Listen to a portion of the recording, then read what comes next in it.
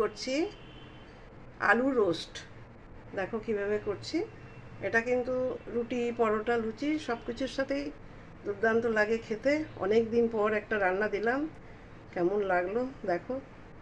কড়াতে আমি 1 চামচ সাদা তেল দিয়ে রেখেছি। এবার এখানে দিলাম বাটার, 1 চামচ মতন বাটার দিলাম। 1 চামচ রিফাইন অয়েল দিয়ে রেখেছি, 1 চামচ বাটার। খুব ইজি কিন্তু এই আলু রোস্ট, খুব ভালো লাগে খেতে। দিয়ে দিলাম 2টো পরিমাণ মতন কাঁচা লঙ্কা কুচি।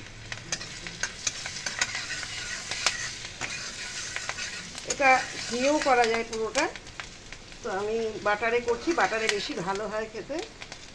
এবার আমি আলুটা দিয়ে দিচ্ছি।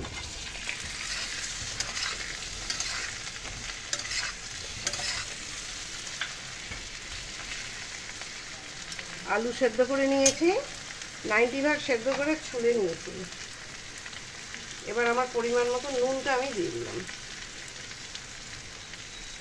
কেননা আমার ভীষণ অল্প আলু, তো আমি আমার পরিমাণ মতন নুনটা দিয়ে দিলাম।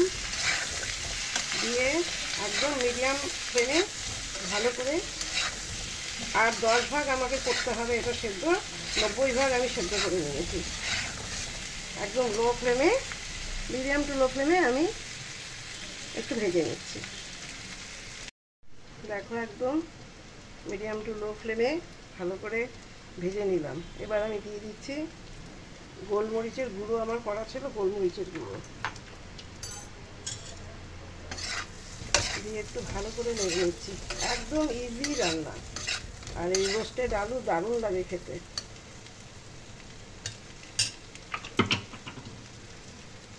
এখানে দেখো, এটা আমি গুঁড়ো করে রেখে দিই। এখানে জিরে, মৌরি আর ধনে গুঁড়ো করা আছে। জিরে, মৌরি আর ধনে, এটাও আমি একটু ভাজা মশলা দিয়ে দিলাম।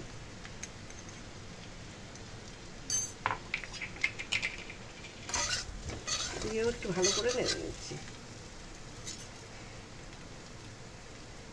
দিয়ে দিলাম কোচানো একটু ধনে পাতা।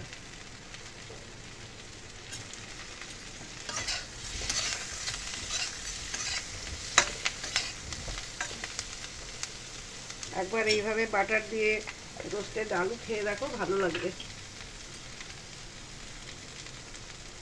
এবার দিয়ে দিচ্ছি একটু চিলি ফ্লেক্স।